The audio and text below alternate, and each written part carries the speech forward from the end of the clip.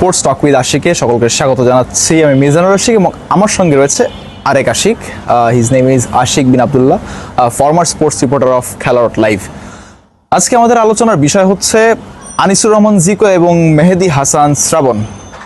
আপনারা হয়তো অবশ্যই জানেন, সবাই অবগত যে বাংলাদেশ ফুটবল ফেডারেশন যেই একটা লিস্ট দিয়েছে যে চূড়ান্ত ফুটবলারদের তালিকা, সেই চূড়ান্ত ফুটবলারদের তালিকায় আনিসুর রহমান জিকো নেই। আনিসুর রহমান জিকোকে রাখার কথা থাকলেও বা অনেক জল্পনা কল্পনা থাকলেও যে জিকো থাকছেন, অবশেষে সেই জিকোই নেই। এবার আশিক, আপনার কাছে আমার প্রশ্ন যে জিকো না থাকাটা আপনি কিভাবে দেখছেন?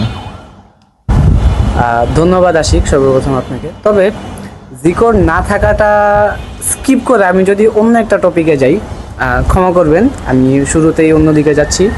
মেহেদী হাসান শ্রাবণ নিয়ে যেহেতু কথা শুরু করেছিলেন আপনি, শ্রাবণ দলে আছে একাদশে বলতে মূল দলে তার নাম রয়েছে।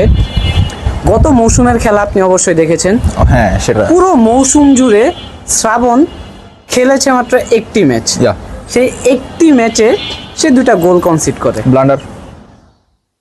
ব্লান্ডার বলুন বা যেভাবে বলুন, হয়তোবা প্রতিপক্ষের দারুণ বিচক্ষণতা বা তার ব্লান্ডার।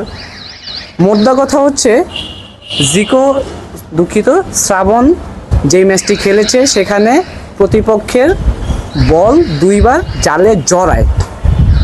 এই শ্রাবণকে যখন আপনি একাদশে দেখবেন জাতীয় দলে, এখন আপনি বলেন যে জিকোর সাথে কি ব্যাপারটা আনফেয়ার না? জিকোর পারফরমেন্স সম্পর্কে আমার আলাদা করে বলার কিছু নেই। আপনার প্রশ্নের উত্তরটা আমি ছোট্ট করে এখানেই দিয়ে দিলাম যে জিকোর না থাকাটা আমি কিভাবে দেখছি। আমার মনে হচ্ছে তার সাথে আনফেয়ার হয়েছে। আপনি এবার বলেন শ্রাবণের পারফরমেন্স নিয়ে আপনি কি বলবেন? শ্রাবণের পারফরমেন্সের আগে আমি একটা কথা বলতে চাই যে বাংলাদেশের বর্তমানে গোলবারের নিচের যিনি দায়িত্বে রয়েছেন মিতুল মার্মা, তিনি কিন্তু এখন বর্তমানে বেস্ট সার্ভিস দিচ্ছেন। হ্যাঁ, আমরা এখন তার বেস্ট সার্ভিসের কারণে আমরা বলবো না যে আমরা জিকোকে ভুলে গিয়েছি বা জিকোকে আমরা বাদ দিচ্ছি। আমরা জিকোকে বাদ দিচ্ছি না, তবে মিতুল মার্মা যে একটা পারফরমেন্স দিচ্ছেন, নোবেল, আপনি দেখবেন যে সিঙ্গাপুরের এগেনস্টে মার্মার কিন্তু ছোট্ট একটা ভুলের কারণে সেখানে সিঙ্গাপুরের বিপক্ষে আমরা ম্যাচটা হেরে যাই। সেইখানে আপনি জাস্ট একটাবার মিতুল মার্মার জায়গায় আপনি মেহেদী হাসান শ্রাবণকে আপনি চিন্তা করুন।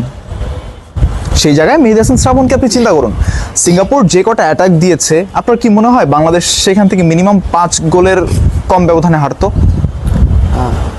আপনি তো সংখ্যা উল্লেখ করেছেন, আমি সংখ্যা আপাতত সাইডে রাখি। তবে আমার যেটা মনে হয় আপনার প্রশ্ন অনুসারে যে যদি শ্রাবণ থাকতো সেই ক্ষেত্রে হয়তোবা মিতুল 2টা খেয়েছে, শ্রাবণ আরও বেশি খেতে পারতো।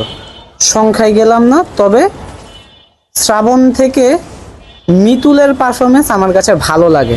তবে বর্তমান ফুটবল যদি আপনি চিন্তা করেন, back in the 80s or 90s, তখন আসলে এত টেকনোলজি ছিল না, এত অ্যানালাইসিস করা যেত না একটা প্লেয়ারকে নিয়ে।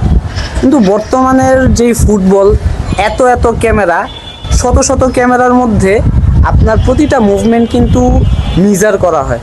আপনাকে প্রতিপক্ষরা যেই পরিমাণ গবেষণা করে, এবং পাশাপাশি as a goalkeeper you have to be physically fit, strong and ton.